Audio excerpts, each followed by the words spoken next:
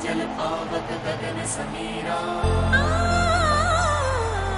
पांच तत्व से रचित शरीरा।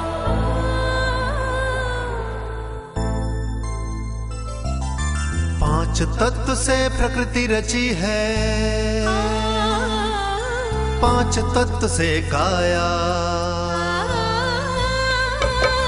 इसी प्रकृति में स्वस्थ सुखद जीवन का मंत्र समाया। प्रभु ने जन कल्याण हेतु है आयुर्वेद बनाया। जग पर अमृत रस बरसाने आयुर्धाम है आया। सब मिलकर मंगल गाएंगे, जन जन को स्वस्थ बनाएंगे। सब मिलकर मंगल गाएंगे, जन जन को स्वस्थ बनाएंगे। दोस्तों, आज हमारे जीवन में जिस तरह से जितनी तेजी के साथ सुख सुविधाएं बढ़ती जा रही हैं, उतनी ही तेजी के साथ आंतरिक सुख कहीं खोता चला जा रहा है, जिसकी तलाश में हम कभी कभी डॉक्टर्स के पास पहुंच जाते हैं, कभी कभी हम हिल स्टेशन चले जाते हैं घूमने फिरने के लिए, इनफैक्ट कभी हम मूवीज देखने चले जाते हैं। और हद तो तब हो जाती है जब हम ऐसे बाबाओं की शरण में चले जाते हैं जो झाड़ फूंक करके जिंदगी को सुखद बनाने के दावे तो बहुत करते हैं, लेकिन ऐसा करने में हमेशा वो नाकामयाब होते हैं।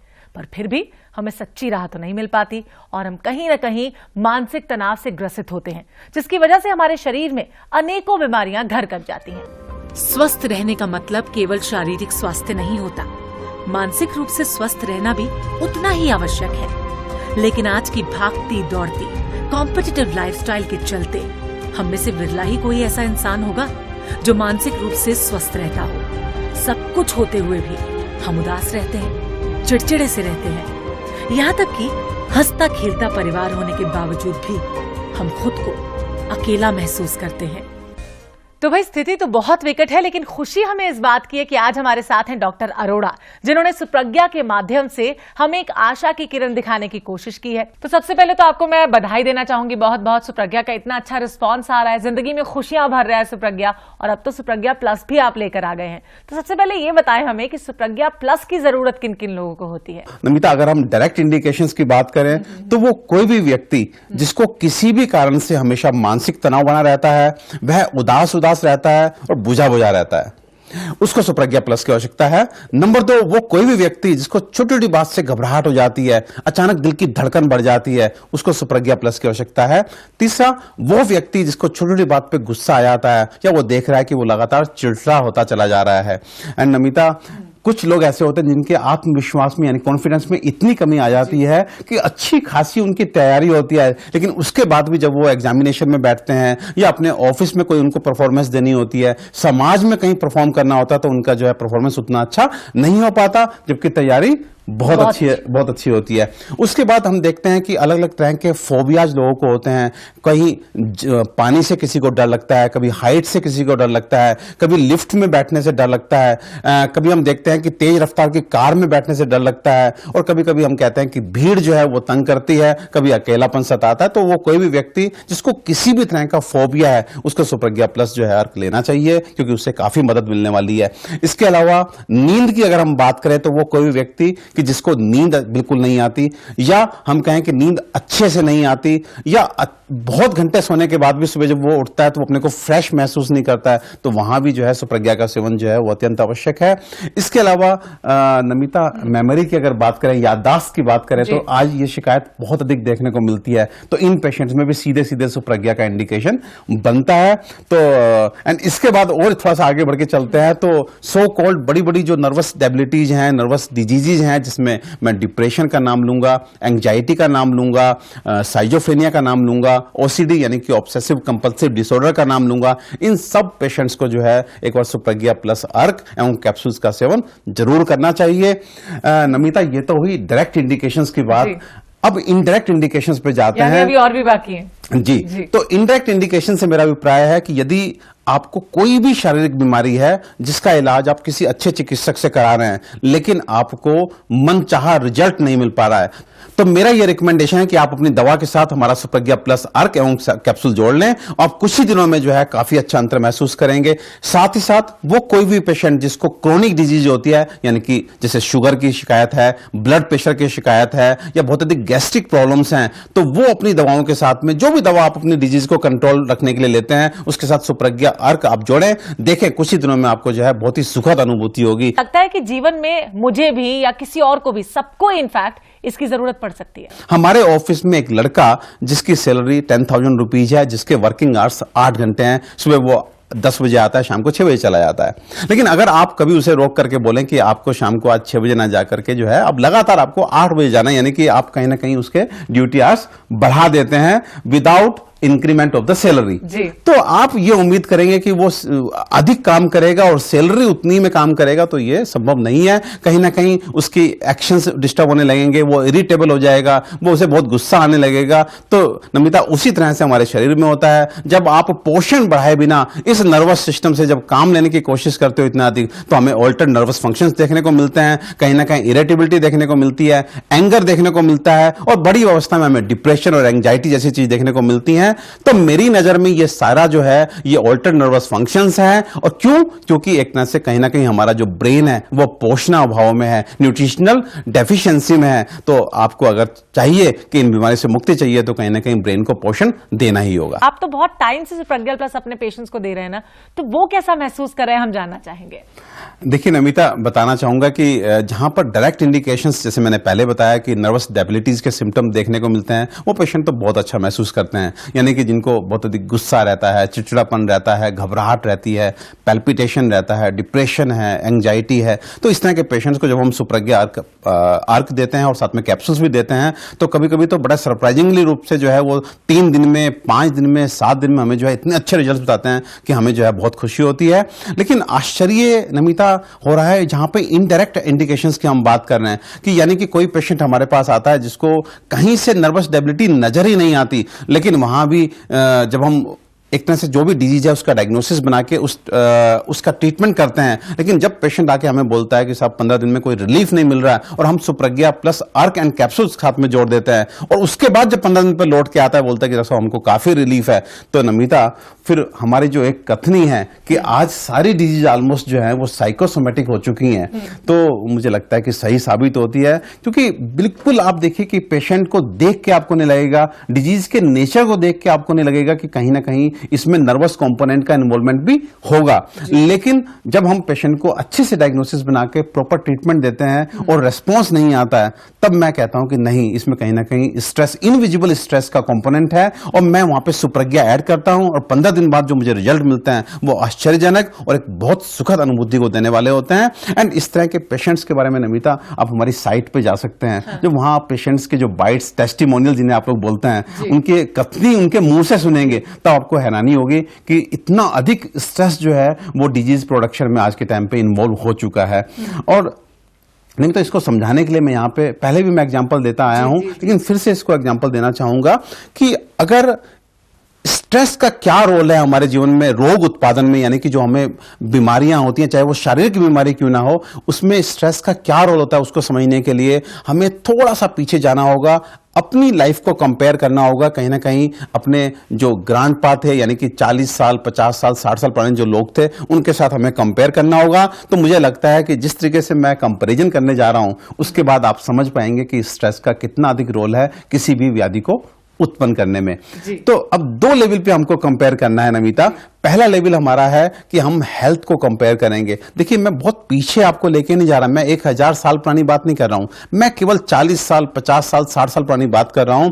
अगर हम आज उस समय के लोगों से अपनी हेल्थ को कंपेयर करें और सिस्टम वाइज कंपेयर करें तो हम देखेंगे, फर्स्ट हम डाइजेस्टिव सिस्टम की बात करते हैं तो उस समय लोग कितना अच्छा खाते थे, कितना अच्छा पचाते थे, ये सर्वविदित है। जितना घी शायद वो एक दिन शाम को खा लेते थे, एक डाइट में खा लेते थे, उतना हम जो है एक हफ्ते में भी कंज्यूम नहीं करते हैं, उसके बाद भी हमारा पेट खराब रहता है। तो कहीं ना कहीं हम कह सकते हैं कि उनका डाइजेस्टिव सिस्टम हमसे बहुत अच्छा था।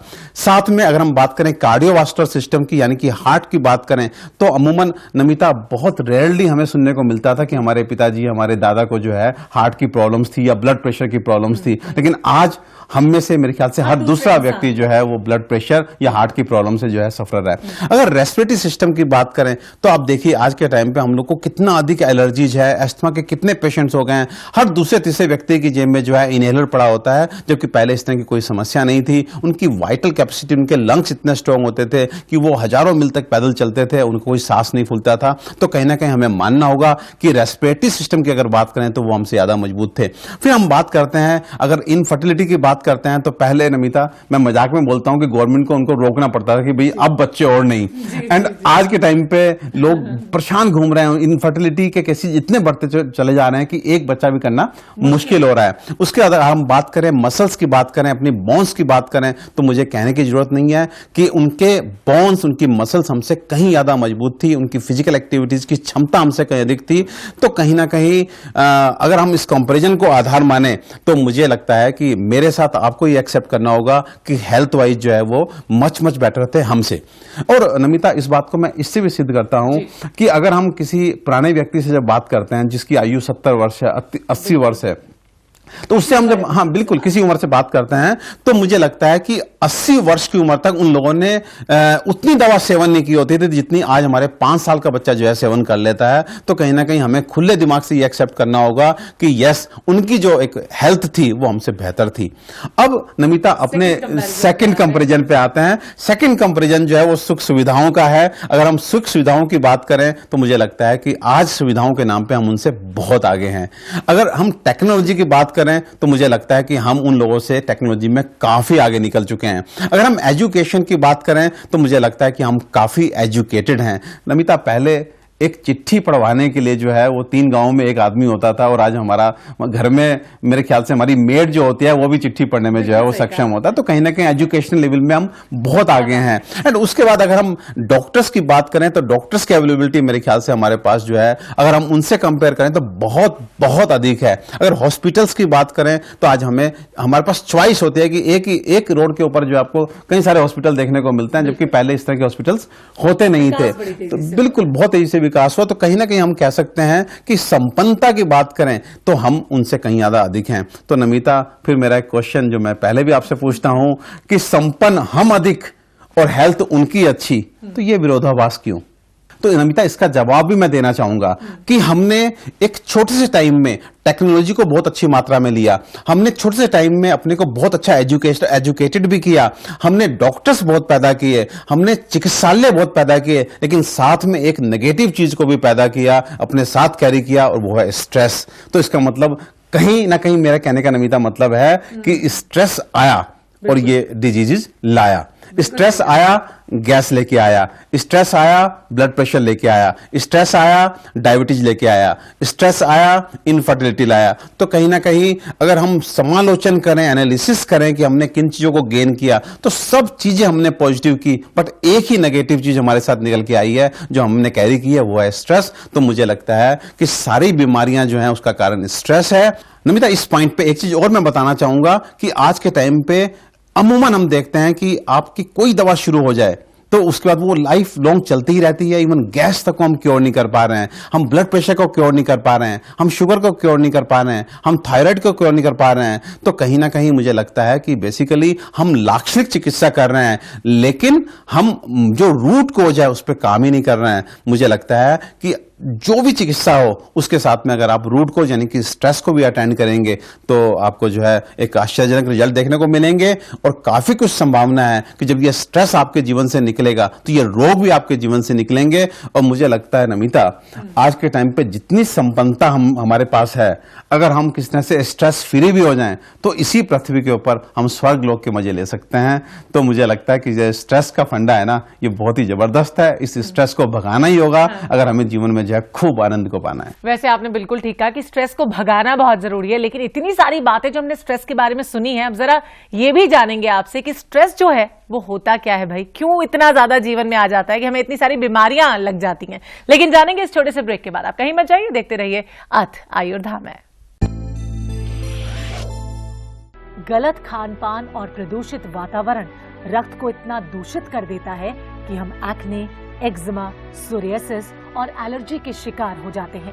चिकित्सा हेतु ली जाने वाली स्ट्रॉन्ग एलोपैथिक दवाइयां अनेकों साइड इफेक्ट्स के बाद भी हमें पूर्ण एवं स्थायी लाभ नहीं दे पाती। ऐसे में आयुर्वेदिक सुडर्मा कैप्सूल के माध्यम से हम आपको बिना किसी साइड इफेक्ट्स के पूर्ण एवं स्थायी लाभ का विश्वास दिलाते हैं।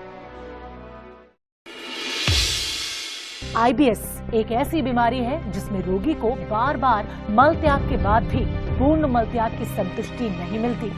रोगी लगातार कमजोर और चिड़चिड़ा होता चला जाता है। संदीपन कैप्सूल इस बीमारी से आपको पूर्ण मुक्ति दिलाता है। जॉइंट पेन रिलीफ के लिए ली जाने वाली दवाइयां हमें तत्काल आराम तो देती हैं, लेकिन जॉइंट्स के डैमेज को रोक नहीं पाती। बोश रुजारी कैप्सूल न केवल आपको दर्द से आराम देता है, बल्कि जॉइंट्स को रिपेयर करके आपको नी रिप्लेसमेंट से भी बचाता है। आप काफी कुछ बता रहे थे स्ट्रेस के बारे में, ऐसा होता है, स्ट्रेस आ जाता है, लेकिन आखिर ये स्ट्रेस क्या है, क्यों आता है लाइफ में इतना ज्यादा, ये बताएं हमारे दर्शकों को। नमिता, देखिए, अगर हम स्ट्रेस को डिफाइन करना चाहें कि स्ट्रेस है क्या भला, तो मैं बताना चाहूंगा कि जो लाइफ के चेंजिंग सिनेरियो होता है, जो बदलती परिस्थितियां होती हैं, उसमें जो हमारी बॉडी पे एक प्रेशर आता है, एक फोर्स आता है, उसको हम लोग जो है स्ट्रेस का नाम देते हैं। और आज के टाइम पे हम ये देखते हैं, हम फिजिकल लेवल की बात करें, हम मेंटल लेवल की बात करें, हम सोशल लेवल की बात करें, हम स्पिरिचुअल लेवल की बात करें, हम इकोनॉमिक लेवल की बात करें, बहुत फटाफट हमारी लाइफ में चेंजेज आते हैं। और इस चेंज के साथ जो बॉडी को एक तरह से इंपैक्ट पड़ता है वो स्ट्रेस है। अब यहां पे बताना चाहूंगा कि ये चेंज पॉजिटिव भी हो सकता है, नेगेटिव भी हो सकता है। अगर पॉजिटिव होता है तो बॉडी पे कोई नेगेटिव इंपैक्ट नहीं आता, लेकिन अगर ये चेंज नेगेटिव है, आपके मन माफिक नहीं है, आपके मन के अनुकूल नहीं है, तो कहीं ना कहीं बॉडी के ऊपर जो है प्रेशर आता है। अब ये प्रेशर कितना होगा वो डिपेंड करता है कि आपने स्ट्रेस को मैनेज करना कितना सीखा हुआ है, आपके दिमाग में सत्व प्रधान कितने एक तरह से सॉफ्टवेयर इंस्टॉल्ड हैं। जितना आपको सत्व, आपका दिमाग सात्विक नेचर का होगा, उतना अच्छे से जो है आप इन लॉसेज को जो है बियर कर सकते हैं, सो दैट इंपैक्ट की जो एक वेलोसिटी है, इंपैक्ट का जो इंटेंशन है, वो कम से कम हो सके, उसकी सीवियरिटी को आप कम कर सकें। लेकिन अफसोस की बात यह है कि आज हमारे दिमाग में सत्व के सॉफ्टवेयर इंस्टॉल नहीं है, तो इसलिए हम किसी भी क्षति को, किसी भी नुकसान की जो है एक तरह से उसको सह नहीं पाते और तुरंत मानसिक तनाव में चले जाते हैं, और इस मानसिक तनाव से अनेकों शारीरिक रोगों को पैदा कर लेते हैं। तो आप तो सत्व की बात कर रहे हैं अभी, और सत्व रजतम हमेशा से बताते आए। मैं चाहूंगी कि हमारे दर्शकों को एक बार फिर से बताएं, आखिर सत्व रजतम क्या है। हर व्यक्ति के पास एक मस्तिष्क होता है जिसको हम लोग ब्रेन बोलते हैं। एंड अगर कंपोनेंट की बात करें तो इस ब्रेन के दो कंपोनेंट होते हैं, एक इसका स्ट्रक्चर एंड सेकंड इसका फंक्शन। स्ट्रक्चर से मतलब इसके फिजिकल रूप से है, एंड फंक्शन से मतलब इसमें जो ज्ञान हम लोग जो है एक तरह से डाल के रखते हैं, उससे जो है इससे फंक्शंस निकल के आते हैं। और अगर कोई आदमी चाहता है कि उसके ब्रेन का स्ट्रक्चर बहुत अच्छा रहे, तो उसके लिए उसको जो अच्छी खुराक चाहिए। और अगर जो है वो चाहता है कि वो उसका ब्रेन ज्ञानी रहे, और कितना ज्ञानी रहे कि अगर कोई भी दिक्कत लाइफ में हमारे आती है तो उसको बहुत अच्छे से बर्दाश्त कर सके, तो उसके लिए उसको सात्विक जो सॉफ्टवेयर हैं वो इंस्टॉल करने चाहिए। लेकिन दुर्भाग्य से आज हमारा जो खान पान है वो अच्छा नहीं है, हमारी जीवन शैली अच्छी नहीं है, तो कहीं ना कहीं हम स्ट्रक्चर की बात करें, कंपोजिशन की बात करें, तो वहां भी हम कहीं ना कहीं कॉम्प्रोमाइज कंडीशन में है। और जब इसे कॉम्प्रोमाइज, नमिता यहां पे एक शब्द इस्तेमाल करना चाहूंगा कि मैं इस ब्रेन की तुलना समझाने के पर्पज से कंप्यूटर से करता हूं। जैसे कंप्यूटर के दो पार्ट्स होते हैं, एक उसका हार्डवेयर होता है, एक सॉफ्टवेयर होता है। तो कहीं ना कहीं जब हम ब्रेन के कंपोजिशन की बात करते हैं तो मेरा इशारा हार्डवेयर की तरफ होता है, जब हम ज्ञान की बात करते हैं तो मेरा इशारा सॉफ्टवेयर से होता है। तो मैं आपसे ये पूछना चाहता हूं कि क्या ये पॉसिबल है कि देखिए, तीन तरह के सॉफ्टवेयर हमारी लाइफ में है। सत्व का मतलब है ज्ञान की तरफ हम जा रहे हैं, कहीं ना कहीं अध्यात्म की तरफ हम जा रहे हैं, पॉजिटिविटी की तरफ हम जा रहे हैं, कल्याण की तरफ हम जा रहे हैं। एंड रज का मतलब है जहां पे हम केवल मनोरंजन की तरफ जा रहे हैं, धन कमाने की तरफ जा रहे हैं, कहीं ना कहीं टेस्टी खाने की तरफ जा रहे हैं। एक तम है। तम के सॉफ्टवेयर होते हैं डिस्ट्रक्टिव सॉफ्टवेयर, जहां पे बस हम हमेशा दूसरे के दुख में ही खुशी का अनुभव करते हैं। तो ये 3 तरह के सॉफ्टवेयर जो है हमारे चारों तरफ विद्यमान है। लेकिन क्या होता है कि इस कॉम्पोजिशन के साथ में जो कि कॉम्प्रोमाइज्ड है, जो सत्व का सॉफ्टवेयर है, जो कॉम्प्लिकेटेड है, वो उसमें इंस्टॉल नहीं हो पाता। कहीं ना कहीं रज और तम जो एक तरह से लो क्वालिटी के सॉफ्टवेयर वो अच्छे से इंस्टॉल हो जाते हैं, जल्दी से इंस्टॉल हो जाते हैं। तो इसलिए देखिए, डिस्ट्रक्शन को सीखना बहुत आसान है। एक बिल्डिंग को यदि आपने कंस्ट्रक्ट करना है तो इट कैन टेक ईयर्स, आपको काफी साल लग सकते हैं। लेकिन अगर तोड़ना है तो मैं कुछ दिनों में तोड़ देता हूं। हमेशा डिस्ट्रक्शन जो होता है बहुत फास्ट होता है, कंस्ट्रक्शन बहुत स्लो होता है। तो कहीं ना कहीं यही सब हमारे ब्रेन में घटित हो रहा है कि आज जो हमारा ब्रेन है उसके कंपोजिशन की कमजोरी के चलते उसमें सत्व के सॉफ्टवेयर इंस्टॉल नहीं हो पा रहे, एंड इस ब्रेन को हम बोलते हैं कि कॉम्प्रोमाइज्ड ब्रेन है, कहीं ना कहीं अच्छा ब्रेन नहीं है। अब नमिता, मैं बताना चाहूंगा कि इस ब्रेन का, इस मस्तिष्क का काम क्या होता है। इसका काम होता है बुद्धि की उत्पत्ति, यानी कि इंटेलिजेंस को उत्पन्न करना। अब मैं आपसे पूछता हूं कि यदि हमारी जो मशीन है जिसने एक चीज को प्रोड्यूस करना है वही कॉम्प्रोमाइज कंडीशन की है, वो अच्छी नहीं है, तो उसके उत्पाद अच्छा होगा ऐसा कह पाना बड़ा ही मुश्किल है। तो इसलिए जो इस ब्रेन से, इस एक तरह से दूषित ब्रेन से, सत्व विहीन ब्रेन से जो बुद्धि पैदा हो रही है वो कैसी है? वो राजसी और तामसी है, वो एक तरह से सद्बुद्धि नहीं है। अब हम ये जानेंगे कि ये बुद्धि आखिर क्या काम करती है। तो शरीर में ये बुद्धि मन को ताकत देती है जिससे हम सारे कर्मों को करते हैं। शास्त्र ये बोलता है कि हम मन जो है अचेतन है लेकिन सारे कर्मों को करने वाला है। और नमिता, इसको हम कैसे सिद्ध करते हैं? मैं हमेशा बोलता हूं, हम वो खाते हैं जो हमारा मन करता है, हम वो पीते हैं जो हमारा मन करता है, हम उससे बात करते हैं जिससे हमारा मन लगता है, हम वहां जाते हैं जहां हमारा मन करता है। तो इसका मतलब हमारे जो भी एक्शंस हैं वो सब एक्शन जो है वो मन द्वारा एग्जीक्यूटेड है, वो मन के द्वारा किए जाते हैं। एंड अब यहां बताना चाहूंगा कि एक आयुर्वेद का प्रिंसिपल है, सर्वदा सर्व भावनाम सामान्य वृद्धि कारणम। जब ये बुद्धि जो है मन को ताकत देने के लिए आगे बढ़ती है तो ये बुद्धि क्योंकि सत्व विहीन है, कहीं ना कहीं इसमें रज और तम की बहुलता है, तो ये मन के नेगेटिव पार्ट की तरफ चली जाती है, रज और तम की ओर चली जाती है। तो नमिता, जब मन का रज और तम पोषित होगा और सत्व अल्प रह जाएगा तो मन में किसकी सरकार बनेगी? रज और तम की सरकार बनेगी। तो नीतियां किसकी चलेंगी? रज और तम की नीतियां चलेंगी। तो यहां मैं अपने दर्शकों को बताना चाहूंगा कि रज और तम की नीतियां क्या हैं। शास्त्र बोलता है काम, क्रोध, लोभ, मोह, ईर्ष्या, मान, मद, शोक, चिंता, उद्वेग, भय, हर्ष आदि। जब हम मानसिक विकार से ग्रसित रहेंगे तो कहीं ना कहीं फिर उसके बाद में रोगों का होना बहुत ही जरूरी है। बिल्कुल सही कहा आपने। इतनी सारी बातें आपने बता दी हैं तो मुझे लगता है ये भी जानना चाहिए आपसे कि इन सब से छुटकारा कैसे मिल सकता है, यानी कि हमें सत्व वाला जो हमारा दिमाग है वो कैसे मिल सकता है और बीमारियों से छुटकारा कैसे मिल सकता है। लेकिन यहां पर हम रुक रहे हैं एक छोटे से ब्रेक के लिए। आप कहीं मत जाइए, हम जल्द हाजिर होते हैं।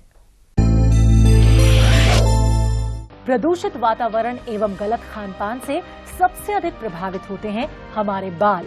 इसलिए किसी बड़ी शारीरिक बीमारी के न होते हुए भी हमें hair fall, growing of hair और डैंड्रफ जैसी समस्याएं देखने को मिलती हैं।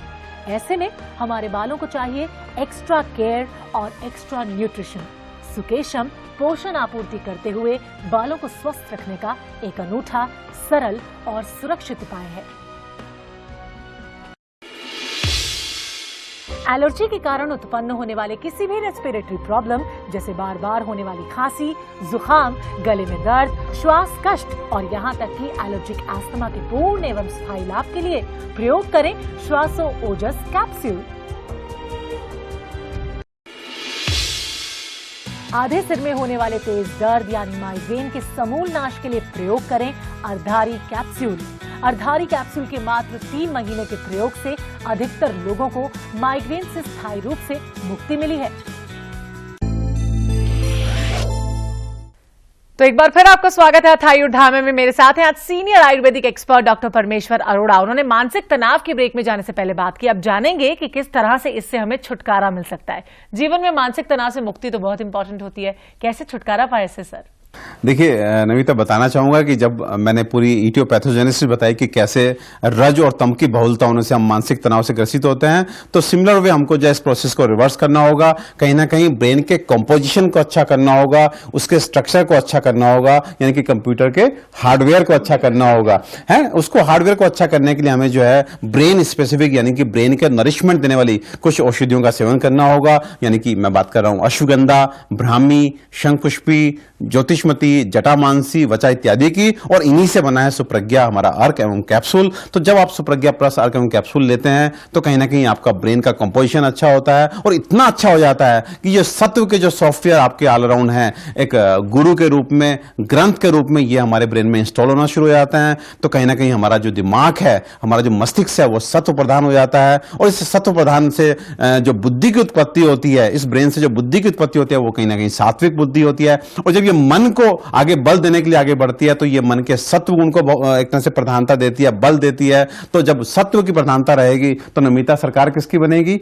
सत्व की बनेगी। तो नीतियां किसकी चलेंगी? सत्व की चलेंगी। और सत्व की नीतियां होती हैं जो आपके पास है उसमें संतोष करना, भौतिक चीजों के पीछे बहुत नहीं दौड़ना, ईर्ष्या द्वेष से बहुत दूर रहना, कल्याणकारी होना, यानी कि पहले दूसरों के बारे में अच्छा सोचना, उसके बाद में अपना सोचना। अगर इस तरह के विचार आपके रहते हैं, इस तरह का व्यवहार आपका रहता है, तो मुझे बताइए कि मानसिक तनाव की कोई जगह होगी नहीं। और जब आप मानसिक रूप से जो है स्वस्थ रहेंगे, कहीं ना कहीं मन स्थिर रहेगा, तो आप रोगों से दूर रहेंगे। तो नमिता बहुत आसान है। तो आपको दिमाग को पोषित करने वाली हर्ब्स की मदद लेनी होगी, और उन्हीं से बना है सुप्रज्ञा हमारा अर्क एवं कैप्सूल। उसको लीजिए, ब्रेन के कंपोजिशन को अच्छा कीजिए, सत्व के जो सॉफ्टवेयर है उनको इंस्टॉल कीजिए, और देखिए जीवन में आनंद भर जाएगा। नमिता, मैं अपने कुछ पेशेंट्स के फीडबैक्स अपने दर्शकों को सुनवाना चाहूंगा। मैं आईटी फील्ड का बंदा हूं, और मेरे फील्ड में स्ट्रेस बहुत कॉमन है।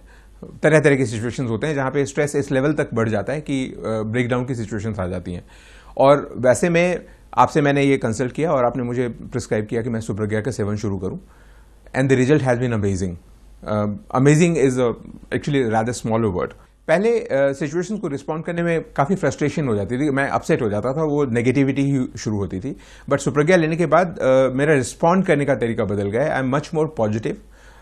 सिचुएशंस वही हैं, बट मैं कंस्ट्रक्टिवली सोच सकता हूँ, और ये मैं ही नहीं, मेरे टीम के मेंबर्स भी फील करते हैं।